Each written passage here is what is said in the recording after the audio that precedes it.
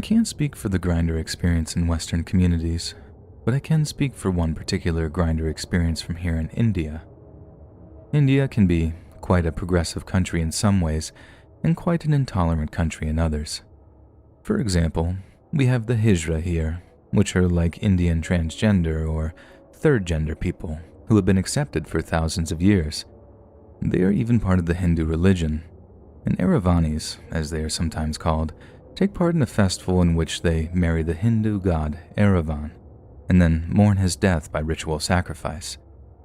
But like I said, India can be very homophobic too, and although same-gender partners were technically recognized in 2018, same-gender marriages still aren't legal, and almost a quarter of the Indian people are strongly against it.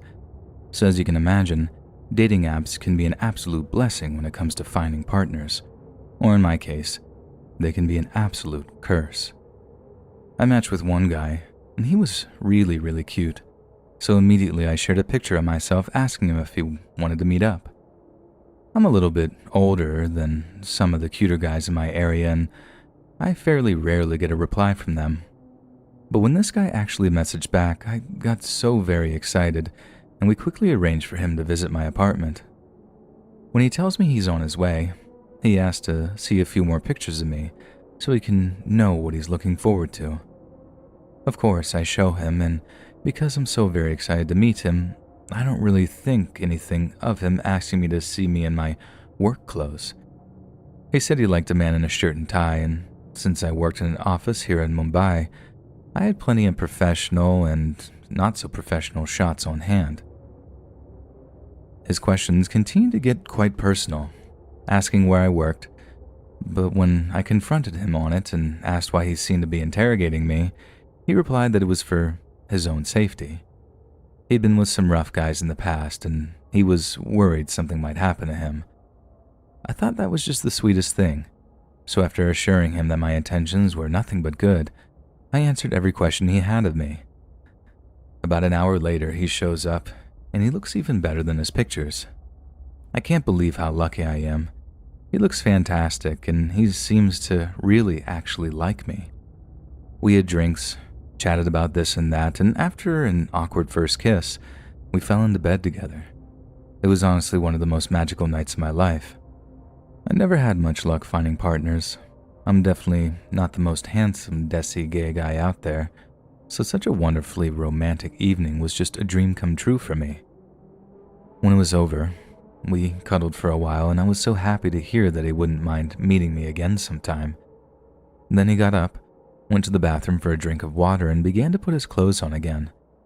It was quite late at that point, so I figured he just needed to leave because of work in the morning or something, and just as I'm about to give him a kiss goodbye, he looks me dead in the eyes and says, 30,000 rupees. I thought he was joking. I really did. And when he held out his hand to me, I laughed a little. But the look on his face was deadly serious. He seemed to get offended when I laughed at what turned out to be a very serious demand. The thing that really got to me, though, was how rehearsed his routine was. As soon as I showed any sign that I wasn't willing to give him the money, he turned nasty, started clapping his hands and really shouting about how, "Oh, you're not going to pay me for this? We just had it. Do your neighbors know that you're gay?" I think he must have pegged me as a shy, half-out gay guy from the get-go. He must have known I lived in a nice place where my neighbors or parents wouldn't have approved of my lifestyle. I begged him to be quiet as he took his phone out and showed me what was obviously an addition to his profile, a little code word we have for male escorts that, well, I won't reveal here for obvious reasons, but I swear to you, it wasn't there when we talked, and to my horror, I was being rather effectively blackmailed. And for 30,000 rupees too, that's about $400 US. A lot for me, and I could be considered to be quite well off here for my white-collar job. So much that there's no way I had all that cash on me, so he just took what was in my wallet, then demanded I take him to a cash machine. My last line of defense was telling him that I just didn't have the money in my account. But he recognized the lie instantly and raised his voice again, calling me expletives and calling me cheap. At this point, my neighbors are actually looking out of the windows because he's raising his voice on the walkway outside my apartment. I have to beg with him with tears forming my eyes. Please don't show them. They don't know. They don't know. He smiled such a sick smile after that, knowing that he had me by the balls, and all I could do was roll over and let it all happen. We had to go to 2 different ATMs, his insistence, not mine, to withdraw the full amount. And that's when he basically rubbed salt in the wounds by calling some of his friends on his phone to gloat about how he's got a big one tonight. And I'm not talking about his ling. At the start of the night, I was so excited, and at its peak, I thought I'd found true love. But then there I was, feeling stupid, scared, and utterly humiliated, being robbed blind by a soulless, heartless predator. When we were finished getting the money, he told me to drop him off somewhere, and he even had the cheek to thank me for a good night. When I drove back home, I actually thought about taking my own life. The feelings were just too much for me, and I wasn't sure if I could stand to feel them any longer. But instead, I just got drunk and cried until I fell asleep. Perhaps the worst thing is that my neighbors suspect something now. I know they look at me different, and they're not nearly as friendly as they used to be. I think I might move somewhere else soon, maybe look for a new job too, because I really cry for help inside. I really don't deserve this, and I wonder what I did so terrible that it actually happened to me. So please, never share any intimate pictures unless you really trust the person, and make sure to trust them before you invite them over to your place.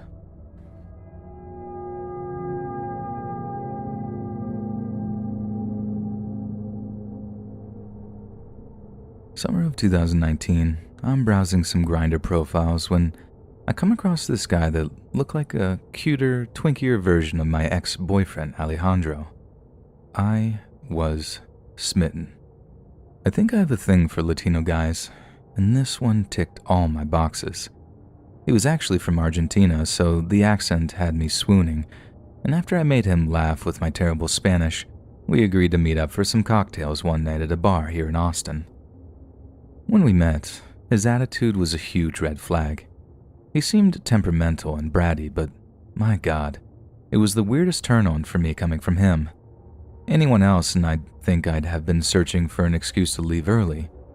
But this guy, I could have sat and listened to him talk for hours.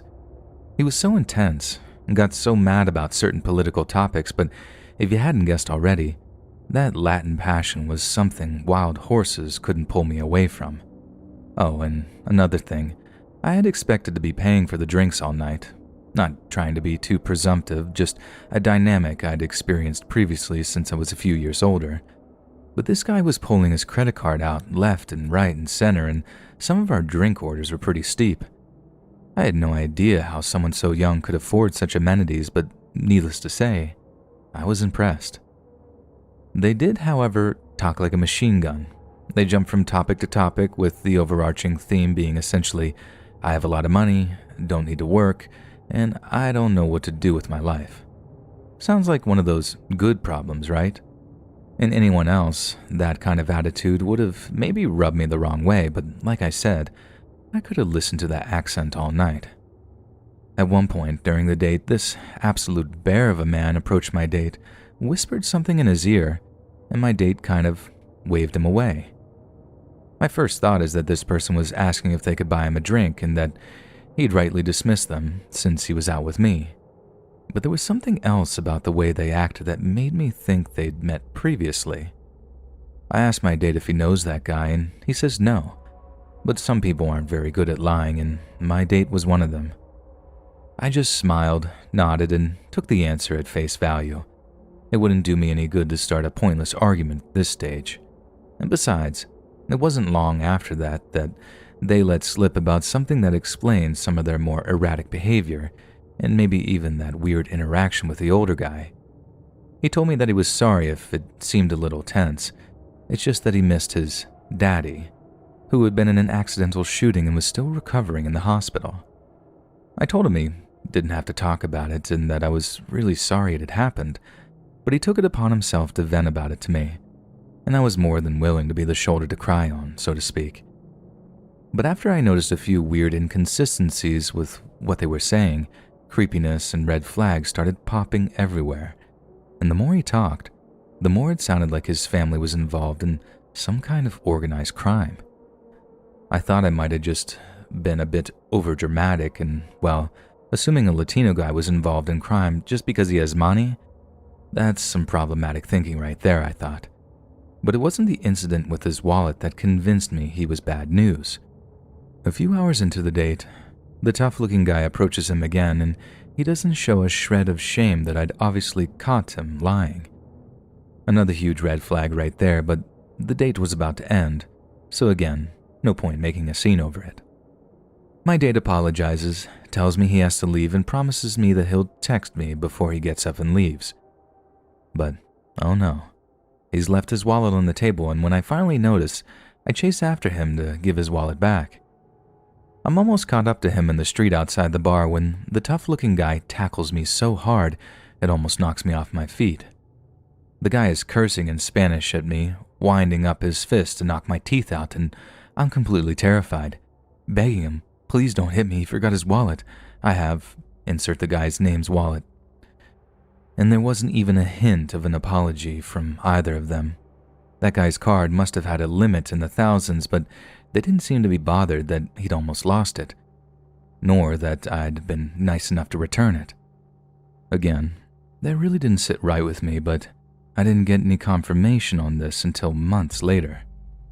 I told my roommate about the weird date, and she was fascinated.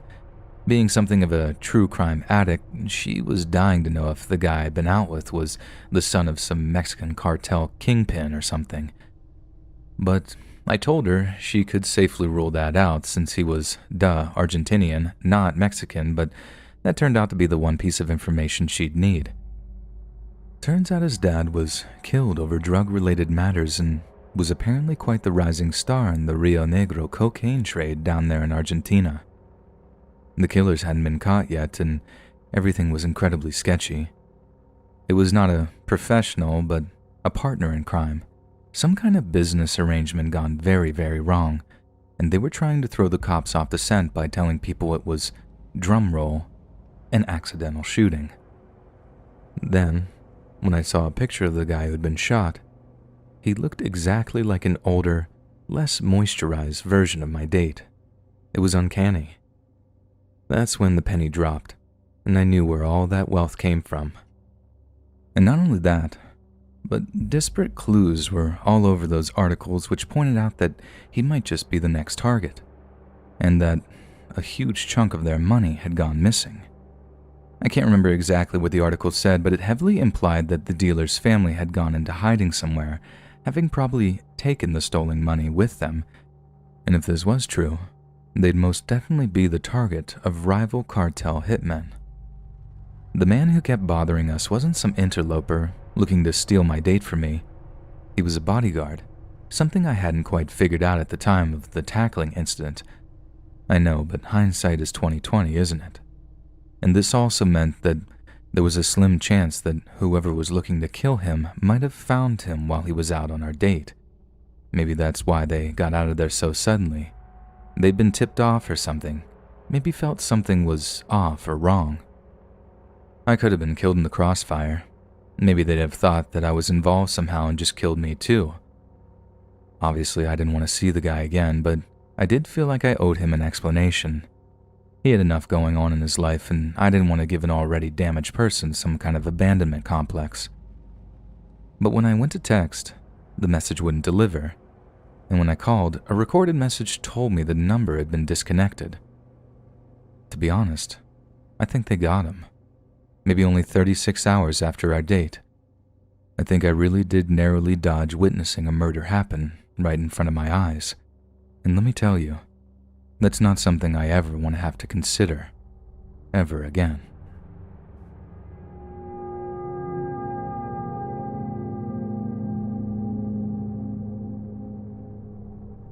I was 19 and pretty naive because I never did anything before with a guy and trusted people. His Grindr profile was blank and said his age was 26 and he was in average shape. He said he was handsome and his phone glitched when he sent photos. Like a dumb kid, I believed him. We went to get pizza, and when I stepped out of my car, this old man was waiting for me. He was definitely not 26, and he was around 300 pounds. Creeped out, but might as well enjoy pizza on him, right? We got to a bit of talking, and he kept telling me vulgar things, like how he cannot get intimate less than 3 times a day, and how dedicated I had to be to him or else he wouldn't even consider dating me. Eventually, he told me his real age is 45 and that he's a dental student. I asked him to take off his baseball cap because I was curious if he had hair or not. When I saw what I can only describe as looking like a small horn sprouting out of the top of his head, he said it's a very large cyst and that he shaves his head to avoid irritation or something. Imagine cartoon characters getting bonked on the head and having the large swollen lump afterwards. That's what I saw, but like scaly almost. After pizza, I acted like I had a decent time and would message him later. I would actually block him the second I get into my car. Since I was parked further away, he offered me to take me to my car via his car. I said sure because I felt like he was harmless, although very creepy. In his car, he asked if he could inspect my teeth since he was a dental student. I said no, but he strongly insisted, and I was just so scared at that point that I sort of just let him. That's when he took out a small plastic case containing some actual dentistry tools.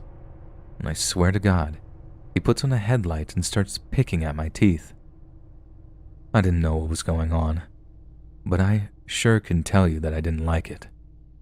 Once he got those tools out of my mouth, I told him my phone dropped on the side of the seat, and I went to get it. But I just ducked out of the car and basically ran to a nearby 7-Eleven.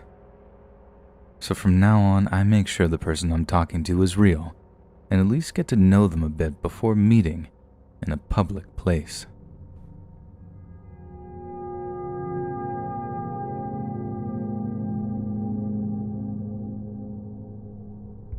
Sometimes I look back on my teenage years and wonder how I made it through in one piece. I was naive, painfully naive, and it got me into certain foolish situations. Some of my friends look back on similar experiences and cringe hard, but me, whenever I look back, I get this quiver of fear knowing that I could have come to some very serious harm. Getting into cars with total strangers, older guys who I didn't know from Adam, any one of them could have been Dahmer or Nilsson or any other kind of psycho with a taste for murdering gay men. I think the fact that I'm still here to write this shows how lucky I am. Back in around 2012, 2013, all my gay friends were talking about this Grindr app and how it made hooking up with people so much easier. I always felt like we were swimming against the stream, you know? How dating was just much harder for gay guys because the dating pool is so much smaller. Back in the day, if you weren't down for some leather daddy grinding up against you in a small, filthy, sweaty gay bar, you were almost guaranteed to be a virgin until your late 20s. But things like Grindr made something tough and terrifying into something you could do with your thumbs while sitting on your couch. Finding a date was almost too easy. And maybe that was the problem. Being face to face with someone, you get a real sense of who they are, and if you're actually attracted to them. But Grindr let me line up dates with all kinds of guys, and in one case, that was much more of a burden than a boon. And so I organized a date with this guy we'll call Oscar. Oscar was a little older than me, and although he didn't have his own place, he did have a van he said he could get some privacy in. He'd said he put a mattress in the back for us so we could get intimate together. And honestly, I'd be lying if I said that wasn't kind of appealing. I was shy, but even shy guys have needs too, if you catch my drift. He picks me up around the block from my parents' place so that they wouldn't suspect anything, and I told them that I was staying at my buddy Todd's house over the weekend. I wasn't, but if they called Todd's parents, he could totally cover for me and say I was on my way over or something. Dumb solution, but like I said, I was freshly 18 and dumb as a rock. It didn't occur to me that I should actually just be truthful with them, so that if anything really did go wrong, they'd actually be able to find me or report my last known whereabouts to the cops. Nope. All I cared about was me, and I wasn't even experienced enough to keep myself safe. We made some small talk before I asked him where he was taking me, and he says, my favorite spot out in the woods. It's so peaceful and quiet up there. Kind of romantic in the right light, too. So yeah, obviously I was kind of psyched about such a romantic rendezvous with a guy who actually turned out to be way cuter than his profile picture suggested. No, I don't want to get into too many details about what happened next. Intimate information has always been something I've been kind of shy about, so please use your imaginations. Anyways, he's being really gentle at first, but the comfier we get, the weirder he starts to talk. He starts saying some quite possessive things, which was really hot at the time, and the feeling of being owned was something that definitely stayed with me. But out of almost nowhere, I feel him slip something around my neck. Instantly, I'm like, no, this is not okay, because I know how dangerous breath play can be. I moved to ask him to please take whatever he just put around my neck off. Turns out it was an actual leather belt that he was using as a kind of leash. But as soon as it looks like I'm about to protest, he puts the belt so tight that I can barely talk. I can still draw breath, but it's really difficult.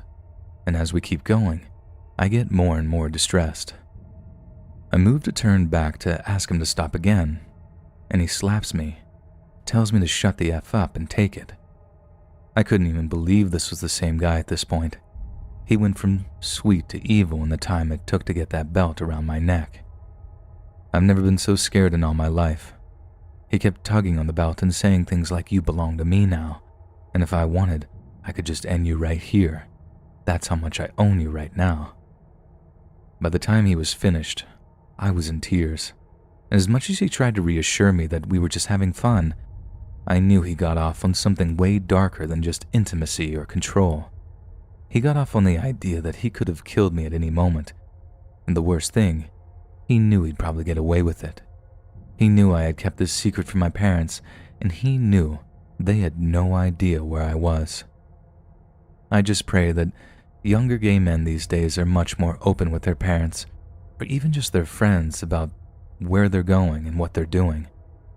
I know we don't exactly want our parents to be all up in our business, but honestly, our lives could depend on it one day.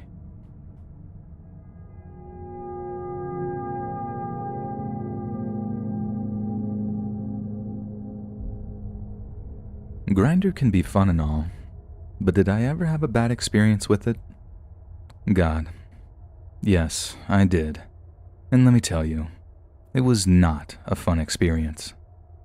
With the advent of dating apps and the preference options they provide, it's easier than ever to meet other gay people.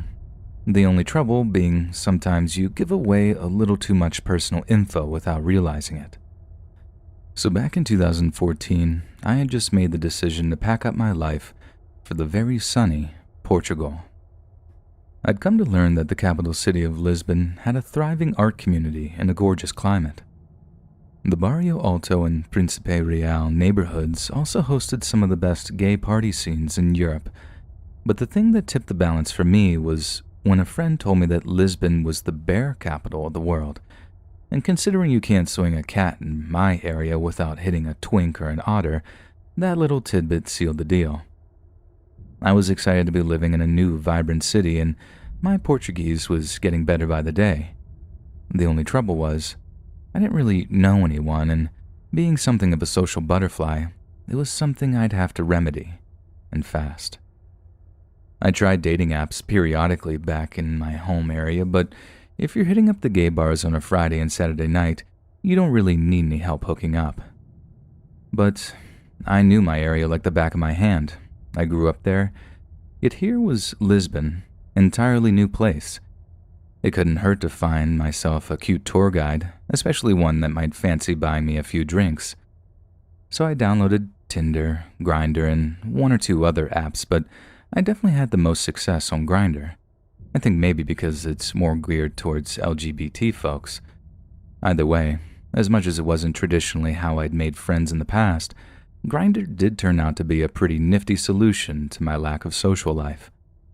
Or at least, so it seemed. Because it turns out that the dating app experience is a universal one. Even for straight folks, it's a case of a match and don't talk over and over again. I mean, I did get to go out on a date with a German trainee teacher, and oh my god, he was so cultured and so hot, and I was just there for it. Other than that, though, for the first 2 months or so, my entire life is pretty much confined to two, different Lisbon streets. One where I did my shopping, and the other where my flat and favorite coffee shop was. The point is, I was itching to see more of Lisbon, but I wasn't keen on the idea of doing it alone. So almost every time my phone buzzes, I'd get excited. So one day, same thing happens. I get a message from a private profile saying, "You're cute. I've seen you around ISCTE, which is the University Institute in Lisbon." Now on its own, that's nothing to freak out about. My uni had quite a big student body and quite an international one at that, so I'm still buzzing to have gotten a message, so I spend the evening chatting with them. He seemed nice.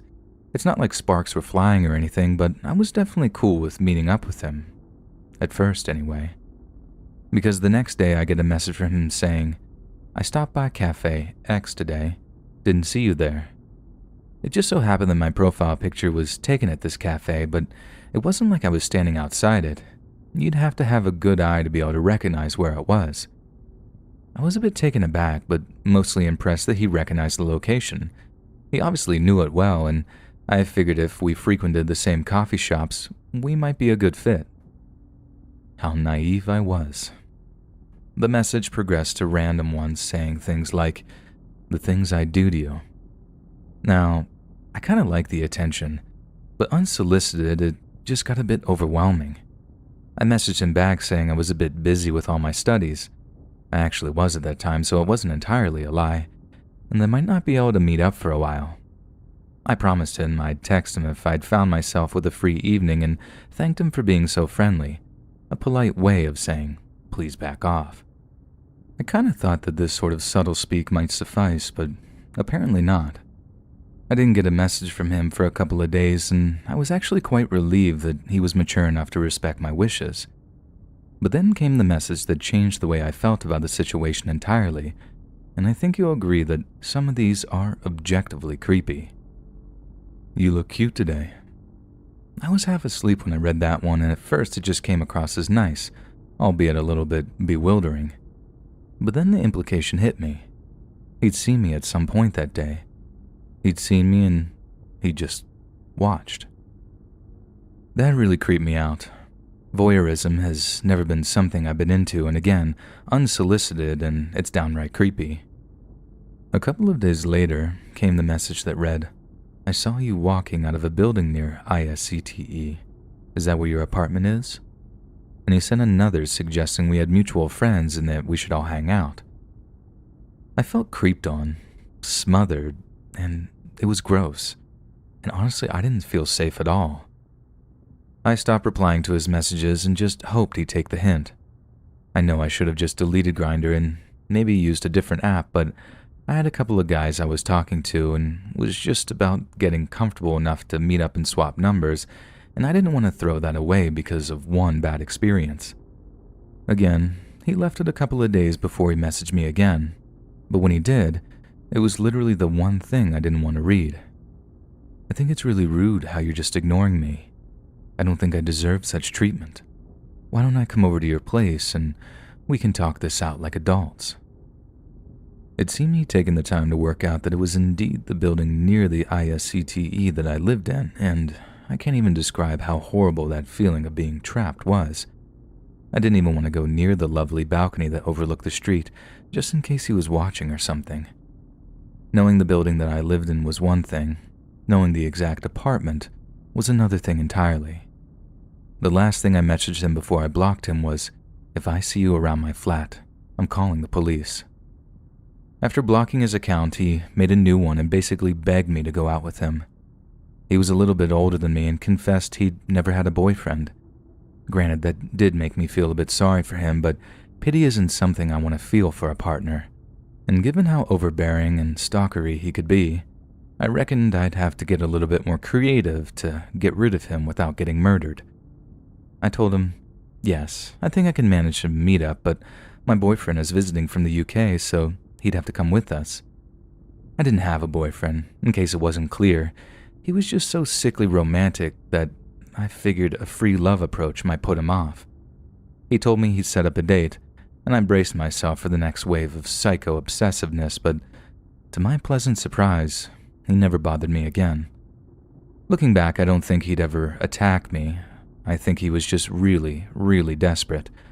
But all the true crime I've ever watched involving stranger danger was just a textbook example of how he was acting, and it really, really freaked me out.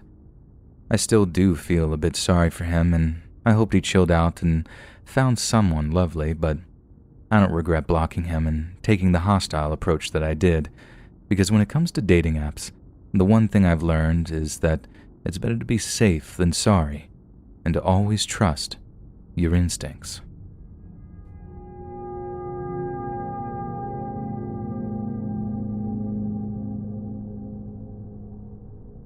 I started using Grindr during the early days of its release, so we're talking like spring of 2010, back when it was actually on BlackBerry.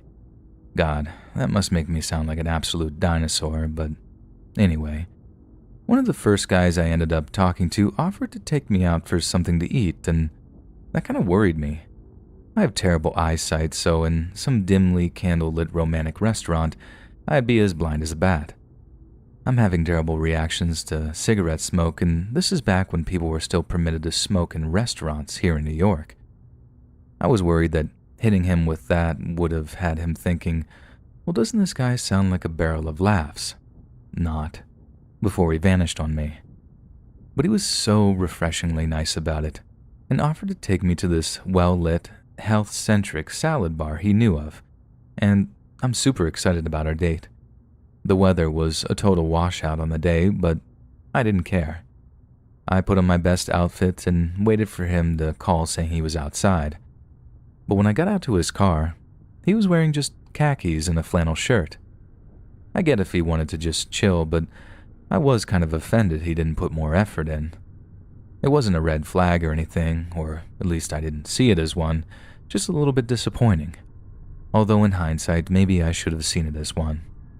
We're driving to the restaurant with some minor small talk as he asks how long I've been online looking, and I tell him about a month.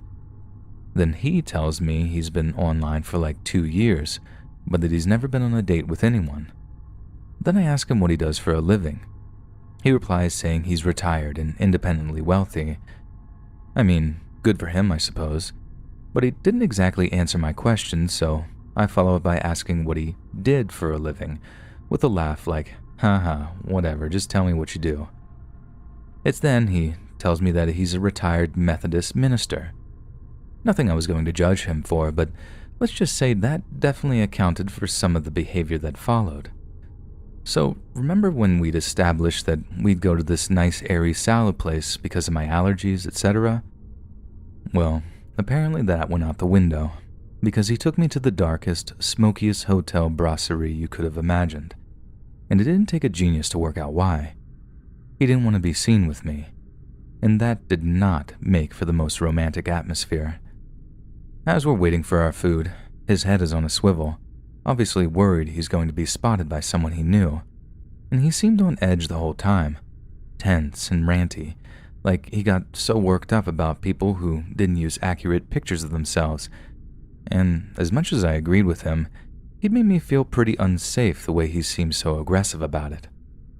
The only thing that reassured me a little is when I asked him if I looked like my picture. He said, sure. But the way he kind of waved the question away, I still felt kind of on edge, like he was obviously deeply closeted, way into his late 30s, and no offense to anyone in that position, but leading such a pronounced double life can have a horrible effect on people. And I know that because some of my best friends led a similar existence for many years. It can make them volatile, cold, and sometimes even violent. So, by that point, I had already decided I didn't want to see him again. But I also needed to ride back home in that heavy rainstorm, so I was left in the unenviable position of having to be nice to a total effing creep. And for those of you thinking that might have sounded a little judgmental, just wait to hear what this guy said next. On the ride back, he asked if I wanted to see him again. I lied and said, sure, why not? Just to keep things from being too awkward. He seemed pleased with that answer and said that he really did like me. Unlike this, and these are his words, unlike this other fat kid I was dating, and he was gross, but I knew he was an easy lay because he was desperate. I then find out that he actually used to be married and had 2 kids by a woman he said he never really loved to begin with. Do you see your kids often? I remember asking him. No, was all he said. But literally as I thought I couldn't hate the guy any more than I did, he asked me what I do for a living. Bearing in mind I'd asked him that same question on the ride out there, it only occurred to him to return the question like an hour or so later. So I tell him I work in graphic design and that I make handmade jewelry to make money on the side. Now, keeping in mind that I've opted to be civil with him so far, even though I found him completely disgusting, but on hearing that I make jewelry, he says, so, jewelry. Think that's where Jews get their name, huh? Jewelry? He gives this awful racist dad laugh as if to be like, I'm so funny, right? But I can't hold my tongue any longer. What's that supposed to mean? I ask him. Well, wait. His tone seemed to change as he asked me the question. You're not Jewish, are you? I'm not, full disclosure, but I have Jewish friends, so I'm not about to let him start talking like that. So I throw back, and what if I am? Thinking that might shame him into silence. But that only half worked. He went quiet all right, but it wasn't out of shame. It was pure rage. And suddenly I wasn't feeling so proud of myself. I was seriously worried he was going to do something. I remember all that bitterness that comes with staying closeted for some guys, how they can channel that discontent into all kinds of messed up things, and it was then that I realized that I might have gotten myself into some serious trouble. When I finally asked him, like, "You're taking me home, right?" I was only half reassured by him saying, "Yeah, I'm getting you out of my car." At least he didn't want to take me anywhere and do anything to me. But the scary thing was, he was obviously holding himself back from doing something he might regret. Read as get arrested for. The only worry for me is that he might not be able to hold it until he'd drop me off back home. It was honestly the scariest car ride of my life, and at one point I was actually praying that I'd get out of there okay. Thankfully, he just pulls up outside my place and says, "Get the F out of my car." And God only knows I was only too happy to oblige him. It did really worry me that he knew where my apartment complex was, but I also took comfort in knowing he probably just wanted nothing to do with me anymore. Plausible deniability or whatever, and thankfully I'm still here, so he obviously didn't act on any urges he might have had. And I'm not just saying this because he was like a bigot or whatever, but he was genuinely on the verge of violence on that car ride. I've had some bad dates, but only one where I felt genuinely scared for my safety. So please, Reverend, let's not meet again.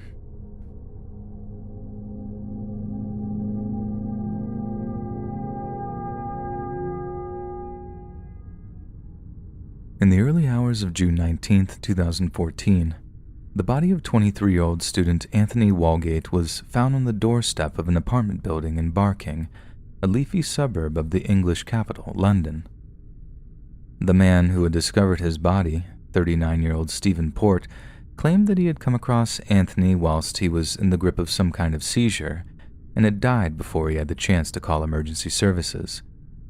Anthony had been known to work as a gay escort from time to time and was also a known drug user, so the initial police investigation pinned its hopes solely on the pending toxicology report, which they believed would reveal a fatal amount of narcotics in Anthony's system.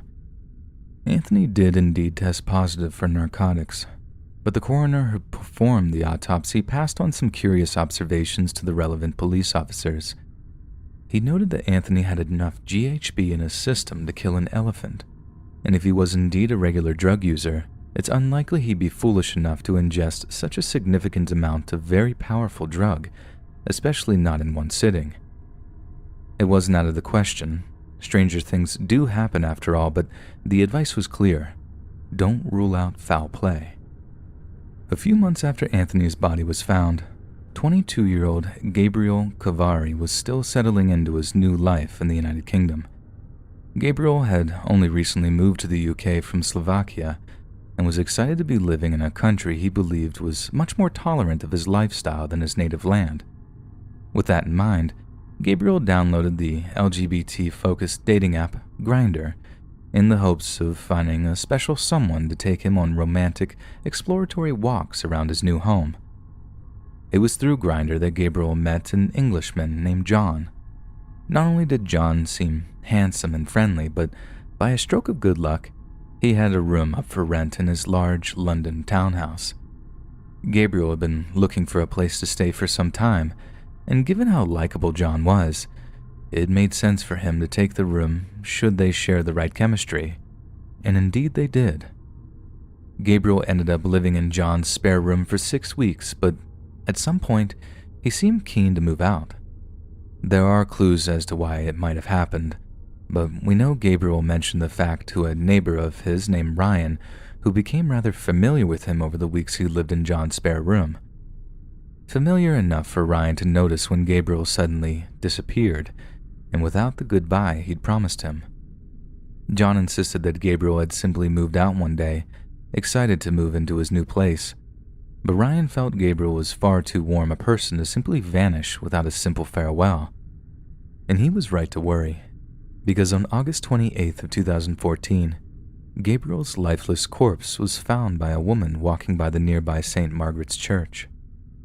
Gabriel, much like Anthony Walgate before him, was discovered to have died from what appeared to be an accidental overdose of GHB. In the course of their investigation, the police asked John if he knew where Gabriel's new flat was. He didn't know exactly where it was, but he did know it was in the leafy suburb of Barking, the same place his body was found, at a church that was only a few hundred meters away from where Anthony Walgate's body was found. Just when police began to wonder if there were any serious connections between the deaths of Gabriel and Anthony, the dead body of yet another young gay man was found. The discovery of 21-year-old Daniel Whitworth's body was tragic and horrifying on its own, but it was the circumstances in which it was found that really horrified police. Not only was Daniel's body found by the exact same woman who had found Gabriel's body just weeks before, it was located in the exact same spot in the graveyard of St. Margaret's Church. Alongside Daniel's body was a note in which Daniel claimed to be the one who had given Gabriel Cavari the GHB overdose. The idea had been to take a little of the drug so they could attend a party together, yet Gabriel had taken far too much, and a terrified Daniel simply dumped his lifeless body in the churchyard. Then, racked with guilt at the death of his lover, Daniel had walked into the very same churchyard where he disposed of his body and taken an overdose of the very same drug, GHB. It seemed like modern-day Shakespeare, a tragic story of love and loss that would haunt and enthrall London's LGBT community for generations. But when Daniel's stepmother, Mandy, was shown part of the note that was left, she declared that the style and tone was nothing like that of her stepson, who had regular written notes to her when staying out late or coming home early. Yet as we stated, she was only shown a certain section of the note for the purposes of a handwriting sample. She wasn't shown the part which said, "Don't blame the guy I was with last night," and this guy, police determined, was Gabriel's new flatmate. And it wasn't just the police that took an increasing interest in the deaths. Gabriel's old roommate and neighbor, John and Ryan, actually contacted police to insist that they focus their investigation on Gabriel's new flatmate. John had very little information on this mystery person, but promised he'd do everything he could do to dig up the info. On top of that, John contacted the LGBT publication Pink News, hoping they might be willing to help. Thankfully they were, and began to raise awareness of a possible serial killer operating among the London LGBT community. However, the Metropolitan Police were quick to dismiss the fears of a serial killer, insisting that there were no solid threads between the three deaths, and that the public were not to worry. But as we know, this was an outright lie. The rare GHB overdoses among experienced drug users should have been enough to at least raise a few eyebrows. And as much as we can understand the police's desire not to cause mass panic, denying threads when two of the men were found in exactly the same place is outright deception. The investigation floundered, and at one point, Daniel's stepmother was told that there was simply nothing more the police could do. But again, this didn't seem to be the case, as homicide detectives actually managed to break into Anthony Walgate's Grindr account, one of the final apps they thought to inspect for evidence. It was here they made their breakthrough, as Anthony was found to be chatting with none other than the man who had supposedly stumbled across his body on the night of his death, 39-year-old Stephen Port. 2 days later, Port was identified and arrested. During his initial interviews with police, Port was confronted with his internet search history, which detailed an obsession with violent images related to young men who were drugged and assaulted. The bottle of GHB found with Daniel Whitworth's body was found to include Port's DNA, and it emerged that 3 weeks before Anthony Walgate died, a young man had been found incoherent, vomiting, in a state of distress in the company of Port near Barking train station. After his trial, the verdict was unanimous, and Stephen Port was found guilty on November 23rd of 2016, sentenced to life in prison for the murders and series of intimate assaults. Yet that wasn't the only major events in the aftermath of Port's murders. A grand total of 17 police officers were investigated on supposed misconduct charges, with critics citing a pig ignorance of LGBT dating culture leading to 2 needless deaths. Police were apparently content to believe that all 3 deaths were tragic overdoses, including Daniel's morbidly romantic gesture of remorse, barely taking the time to consider that 3 GHB overdoses over the course of one deadly summertime were anything more than a curious coincidence. Similarly, shoddy investigations have been conducted in the deaths of gay men in the past, such as in the cases of Dennis Nilsen and Colin Ireland, something which critics were quick to point out. On top of that, police did not question Port's neighbor Ryan, who had on one occasion visited Port's flat and seen a larger container containing a cacophony of drugs. No handwriting expert was contacted to check Daniel Whitworth's note, nor did they check it for fingerprints or DNA. Particularly shocking is that the same woman walking her dog found 2 of the bodies in the same graveyard on different days, and yet police didn't make the connection. When informed of this, the woman herself was shocked that the police did not seem more concerned. Connections between victims were made by the public as early as the second victim, and had police investigated then, it is possible that Daniel and Jack would not have been killed. John's concerns, along with Daniel's stepmother Mandy's, fell on deaf ears. Credit must go to them and Jack's sisters Donna and Jen for fighting to bring justice for their loved ones. As a result of his disgustingly predatory actions targeting young, innocent gay men, Stephen Port was dubbed the Grindr Killer by the British tabloids, and his well-circulated mugshots belayed the cold, dead eyes of a true psychopath, the kind that comes to prey on the most vulnerable people in society, those whose lifestyles are still so misunderstood by those around them, and that misunderstanding, like so many times before, proved fatal for Anthony Walgate, Gabriel Cavari, and Daniel Whitworth. May they rest in peace. Hey friends, thanks for listening. Click that notification bell to be alerted of all future narrations. I release every Monday, Wednesday, and Friday at 7 p.m. Eastern Standard Time. And if you got a story, be sure to submit them to my subreddit, r/letsreadofficial, or over email, and maybe even hear your story featured on the next video. And join a live stream on random Tuesdays, Thursdays, and Sundays, which this Thursday at 7 p.m. Eastern Standard Time is my birthday stream. It's going to be wet and wild. And if you want to support me even more, grab early access to all future narrations for just $1 a month on Patreon, and maybe even pick up some Let's Read merch on Spreadshirt. And check out the Let's Read podcast, where you can hear all these stories in long compilation form and save huge on data. Located anywhere you listen to podcasts. Links in the bio. Thanks so much, friends. And let us remember the 215 indigenous children whose remains were found in a mass grave found at the Kamloops Indian Residential School. The school was built in 1890, then rebuilt in 1923 due to a fire, and remained open until 1977. In the 1920s, Native children aged 4 to 15 years old were forcibly taken and prohibited from seeing their families, practicing their languages, cultures, and traditions. Children attending KIRS experienced extreme isolation, segregation, and abuse.